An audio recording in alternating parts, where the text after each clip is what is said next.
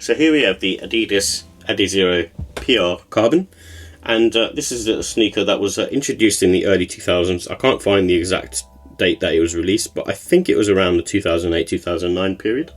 And also these have the classical sort of Y2K aesthetics, and the Adidas Aruku took inspiration from this particular sneaker in terms of its upper look. And it's a low profile sneaker at that time. During the sort of early 2000s, the focus was on making sneakers as lightweight as possible for running, and and just having a low profile sneaker obviously helps with that, being the midsole having minimal amount of tech in it. So with the details, it comes in a carbon core black and grey colourway, and this has an EVA midsole, so it's quite sort of firm to the touch. I think the inside must be, has sort of more of that sort of EVA material, on the outside, from what I understand, it's got a rubber outsole, so that's like a cup sole, from what I understand, and from what's written on the Adidas website. So the inside does feel has a little bit of give to it than normal, and it's made up of mainly textile and synthetic upper materials. There's nothing special going on here. It's all to do with just being as lightweight as possible, which is what this is doing. And the price for these are £90. So with the comfort and sizing, this is on the medium side, and it also has good sort of, I suppose, neutral support. It's not really got too much arch support. It's more of a neutral sneaker to give you that sort of barefoot feeling for running.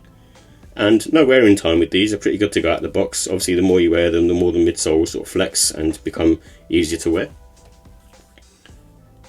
And you can go true to size on these. I think even going up half size would be good. I went up a full size in this particular one, and I feel fine with that. But for most people, I do suggest going up, a half size at least. But you might find, true to size also works. And these have great traction in my opinion as well. So you can see the outsole. It's got sort of low to the ground. Compared to sort of modern day, high foam stack sneakers, they don't have too much traction on there. I'm sure there's a reason for that, and which I'm kind of missing. But these older sneakers tend to have really good grip. It might slow you down a bit, but also it gives you more stability at the end of the day.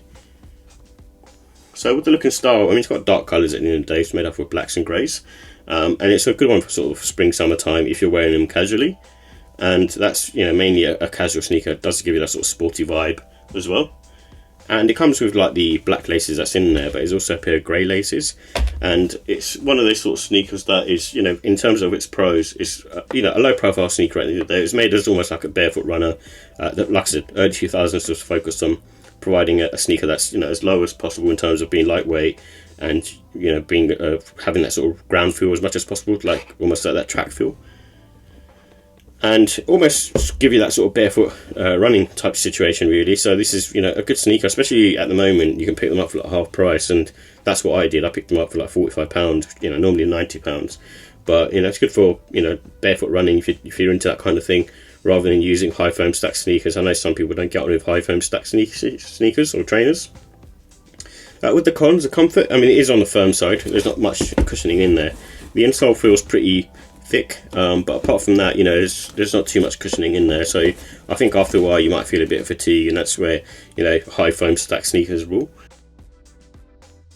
And obviously it's got a lack of tech in there, so there's not really much tech on there, because the emphasis being to give you that more sort of barefoot feeling. So with the ratings, I'm going to give the look and style a 4 out of 5. I think it is a cool sneaker. It kind of reminds me of the old Adidas days, where things like the SL72, where they'll sort of focus on lightweight and low profile type situation, and this kind of sort of follows suit after like so many years. And the comfort, I'm going to give it a 4. It's not like horrible, not to say sort of standard sort of dunk level, or like to a Mac Attack, but at the end of the day, you get what you get. It's just a simple foam sneaker. And the quality, I only give that a 4. I think Adidas normally don't do a bad job with their trainers. I think overall, the glues and things like that, and the way the panels are made, I think they're pretty good. And the insole feels okay with this one. Not exceptional, but feels better than some of the others that I've seen. And the pricing, I give that a 4 as well. I think, at £90 you can't go wrong, but, you're not expecting too much in there anyway. So, but at the same time, other trainers such as the Campus or the Gazelles still go for around that price, if not more.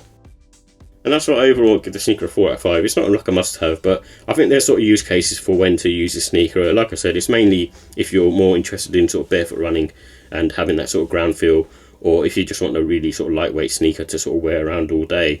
Obviously, it's not going to give you like really sort of comfort and support like most of the modern day runners, or even things like the 1906 style with the Vomero 5. But if you just want something basic on foot, then you can't go wrong with this, especially if you can pick them up for like half price, where where I've seen them, a lot of these Adizero PRs, especially the different colorways, are going for sort of half price.